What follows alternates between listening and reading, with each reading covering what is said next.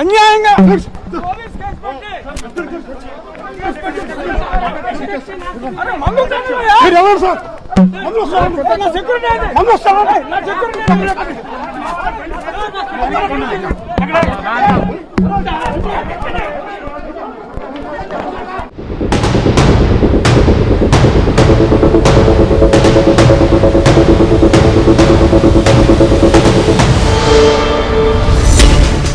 నమస్కారం అండి, this is #you. ఆంధ్రప్రదేశ్లో ఒక్కసారిగా రాజకీయం వేడెక్కుతుంది. మనం అబ్జర్వ్ చేస్తే ఆఖరికి వాసుదేవరెడ్డి అరెస్ట్ దగ్గర నుంచి మనం చూసుకుంటే ఈరోజు రఘురామ కృష్ణరాజు గారి విషయంలో ఎట్టకేలకు న్యాయం జరగటం మొదలైంది అని చెప్పి చూస్తే there has been a sudden drift. వాస్తవంగా మనం అబ్జర్వ్ చేస్తే ఇప్పుడున్న మన డిప్యూటీ స్పీకర్ రఘురామ కృష్ణరాజు గారు ఒకప్పటి మాజీ ఎంపీ వైకాపా నుంచి బయటకు వచ్చేసిన తర్వాత రాజద్రోహం కేసులో రఘురామ కృష్ణరాజు గారిని తీసుకెళ్లిపోయి 3rd డిగ్రీ ఇంప్లిమెంట్ చేసి కాళ్ల మీద కొట్టి ఆయన చెస్ట్ పైన కూర్చుని బాది పిచ్చిగా ఆయనకి ఒక రకంగా ఇది నా ఆఖరి రోజు, నేను చనిపోతాను అని చెప్పి రఘురామ కృష్ణరాజు గారు ఫీల్ అయ్యేటట్టు చాలా పైశాచికంగా 3rd డిగ్రీలో ఇక్కడ సునీల్ అవనండి, అక్కడ సునీల్ నాయక్ అవనండి, వీళ్ళందరి నేతృత్వంలో రఘురామ కృష్ణరాజు గారిని హింసించారు. ఇదే రూమ్ లో నేను ఉండగా నన్ను వచ్చి సిఐడి వాళ్ళు తీసుకెళ్లారు. ఆ రోజు రాత్రి దారుణంగా హింసించారు. సరే, మొత్తం మీద లక్కీగా బయటపడ్డాం. కానీ ఇక్కడ చావుకి అంచుల దాకా వెళ్ళి వచ్చారు. ఆ తర్వాత 2 సార్లు చావు అంచుల దాకా వెళ్ళి బయటపడ్డాం. రఘురామ కృష్ణరాజు గారు ఆఖరికి కోర్టుకు రావాలంటే వీల్ చైర్ లో వచ్చే పరిస్థితి, కుంటుకుంటా వచ్చే పరిస్థితి. ఆయనని కాళ్ల మీద నల్లగా కమిలిపోయిన కాళ్ళు అవనండి, ఆయనకున్న పరిస్థితి అవనండి, ఆయన పైన హత్యాయత్నం చేశారు అని చెప్పి కూడా గట్టిగా అప్పుడు మాట్లాడారు రఘురామ కృష్ణరాజు గారు.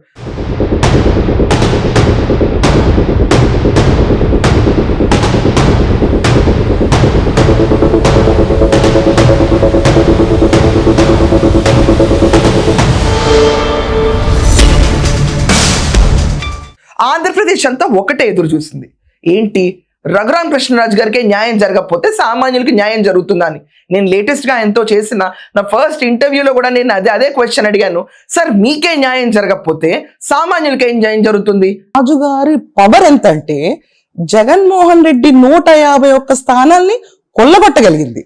కానీ రాజుగారి పవర్ ఈ రోజు ఏంటంటే అతి మంచితనంలో కూర్చుని ఆయన కేసుని ఆయన సాల్వ్ చేసుకోలేదు.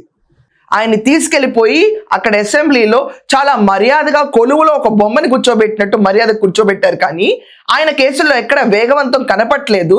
మీ కేసులో ఎందుకు ఇంత నీరు గారుతున్నాయి అని చెప్పిన ప్రశ్న నేను సంధించాను ఆయన్ని. ఆయన దానికి కూడా చాలా ఈజీగా ఆన్సర్ ఇచ్చారు. ఏంటంటే, ఇది నిజం, జనాల్లో ఈ మాట నాంతుంది, నాలాంటి వాడి కేసుకే ఈ స్థితి ఉంటే రేపు సామాన్యుల పరిస్థితి ఏంటని. కానీ ప్రభుత్వ సామాన్యుల పట్ల చాలా బాగా యాక్షన్స్ తీసుకుంటున్నారు. న్యాయ వ్యవస్థ అవనండి, గవర్నమెంట్ పర్ఫార్మెన్స్ అవనండి చాలా బాగుంది అని చెప్పి కూడా ఆయన కితాబ్ ఇచ్చారు. రాజుగారికి న్యాయం జరుగుతుందని అందరూ అనుకున్నారు.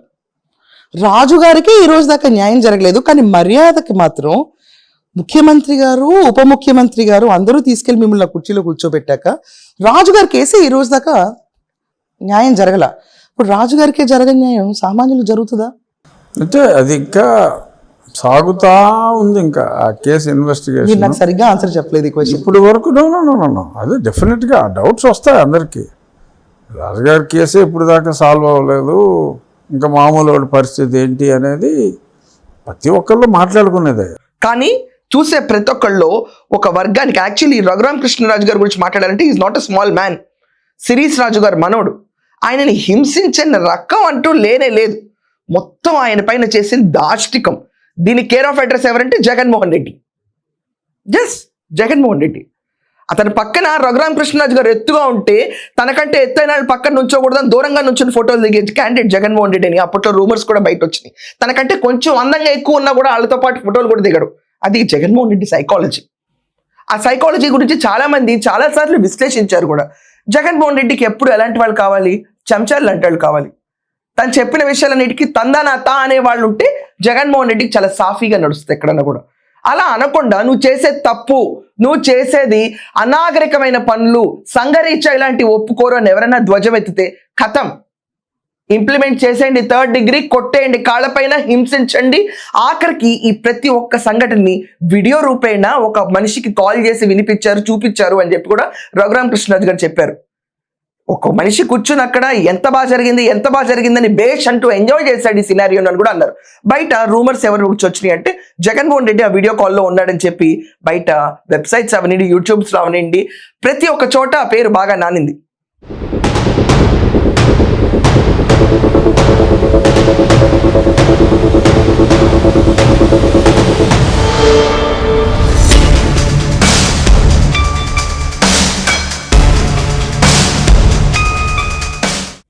రెండేళ్ల ప్రభుత్వం అయిపోవస్తుంది, కానీ రఘురామ కృష్ణరాజు గారి కేసుకి ఈ రోజు దాకా ఊపు రాలేదు. ఏంటంటే మొన్న మనం అబ్జర్వ్ చేస్తే అనంతబాబు తన డ్రైవర్ని చంపి డోర్ డెలివరీ చేసిన ఇష్యూ పైన పోలీసుల పైన కోర్టు చేసిన సీరియస్ వ్యాఖ్యల తర్వాత ఒకేసారి అరెస్ట్ల పరంపర మొదలైపోయింది. పోలీస్ విభాగం తన పని తను సీరియస్ గా చేయడం మొదలుపెట్టింది. అదే రకంగా ఈరోజు పాట్నా ఐజీ క్యాడర్ కి చెందిన సునీల్ నాయక్ ని ఈరోజు గుంటూరుకి తీసుకొచ్చి అతనికి తగు చర్యలు తీసుకుంటున్నారు. దీనికోసం ట్రాన్సిట్ వారెంట్ కోసం అతను పాట్నాలో ఇప్పుడు ఉన్నాడు కాబట్టి అక్కడ ఐజీ క్యాడర్లో వర్క్ చేస్తాడని చెప్పి ఐపీఎస్ ఆఫీసర్ని గజగజలాడిస్తూ వణికిస్తూ ఈ రోజు ఎట్టకేలకు రఘురామ కృష్ణరాజు గారి కేసులో 3rd డిగ్రీ ఇంప్లిమెంట్ చేసిన క్యాండిడేట్ లో ఒక ప్రధాన సూత్రధారుడైన సునీల్ ని ఈ రోజు పొద్దున్నే పాట్నా నుంచి పికప్ చేసుకుని, definitely transit warrant is required interstate transfer చేయడానికి. సో సాయంకాలం by road or by air గుంటూరులో తీసుకురావటం మొదలైంది. అరెస్ట్ల పరంపర ఆంధ్రప్రదేశ్ని ఒక రకంగా స్వేచ్ఛా వాయువులు నింపుతుంది. మనం అబ్జర్వ్ చేసుకుంటే ఇంతకాలం జగన్మోహన్ రెడ్డి టెన్యూర్లో కల్తీ లడ్డు అవనండి, లేకపోతే కల్తీ మద్యం అవనండి, ఆఖరికి ఇలా ధ్వజమెత్తి మాట్లాడిన ప్రతి ఒక్కరిపైన రాజద్రోహం కేసులు పెట్టిన Jaganmohan Reddy and court team పైన ఎక్కడ ఏమీ యాక్షన్ అనేది మొదలవకపోవడం ఆంధ్రప్రదేశ్లో చాలా మందికి చివుకు కనిపించింది. ఇదేం పాలన, ఇంత సాఫీగా వెళ్తారేంటి, ప్రభుత్వం మారిన వెంటనే న్యాయం జరుగుతుంది అనుకున్నాం కదా, ఎక్కడ ఏమి అసలు ఇంత అచేతనంగా కూర్చుని సాఫీగా నడుపుకుంటూ వెళ్తారు. డెవలప్మెంట్ అంటారు. What about the things which they have done? ఇంత బ్యాడ్ ఈవెంట్స్ ఏవైతే టేస్ట్ చేసినో, డిస్టేస్ట్ఫుల్ ఈవెంట్స్, ఇలాంటి ఈవెంట్స్ పైన కూడా ఎక్కడ స్పందించకుండా ఈ ప్రభుత్వం ఎలా వెళ్తుంది ఏంటి అనుకున్న తరుణంలో మొత్తం కథ రివర్స్ అయింది. ఈరోజు సునీల్ నాయక్ ని హుటాహుటిన అక్కడ తీసుకుని అరెస్ట్ చేసి ఆంధ్రప్రదేశ్ పోలీసులు అతని గుంటూరుకు తరలిస్తున్నారు. అండ్ మనం అబ్జర్వ్ చేస్తే ఒకవేళ ఈ డొంకలాగితే మొత్తం సునీల్ నాయక్ నుంచి అసలు ఎవరు ఆర్డర్స్ మీద రఘురామ కృష్ణరాజు గారిని హింసించారు, ఇంత దారుణంగా ఎత్తుకొట్టారు, ఒక పర్సనల్ వెంజెన్స్ కొట్టినట్టు అనిపించింది ప్రతి ఒక్కరికి. Personal vengeance. నేను కొన్ని ఇంటర్వ్యూస్ లో కూడా చూశాను, ఆయన క్రిస్టల్ క్లియర్ గా ఎక్స్ప్లెయిన్ చేశారు ఎవరు ఎలా ఆయన పైన కూర్చున్నారు, ఎలా దాడులు చేశారు, వీటన్నిటిపైన ఒక పర్సనల్ వెంజెన్స్ కనిపించింది. అంటే కొంచెం ఏదో కేసు రిజిస్టర్ చేశారు, కానీ నేను ఇంకా ఈ రోజుకి బాధపడేది ఏంటంటే అసలు సునీల్ కుమార్ అన్న వ్యక్తిని ఇప్పుడు వరకు ఎంక్వైరీ కూడా పిలవాల. In the next couple of weeks లో సునీల్ కుమార్ ని పిలుస్తారని అనుకుంటున్నాను. అతను ఒక సంకేతం ఇచ్చాడు జగన్మోహన్ రెడ్డి ఆ 3rd డిగ్రీతో, ఎదురు తిరుగుతావా మక్కెలెరుగుతాయి జాగ్రత్త అన్నట్టు. ఇదే అనిపించింది. ఎవరన్నా నోరిప్పి మాట్లాడితే వాళ్ళ బతుకు బస్ స్టాండ్. రంగనాయకమ్మ గారు ఒక సోషల్ మీడియా పోస్ట్ షేర్ చేసినందుకు అర్ధరాత్రి వేళ వయసు కూడా పట్టించుకోకుండా ఆవిడని అరెస్ట్ చేయటం, ఇది ఒక నైజం, ఒక ట్రెండ్.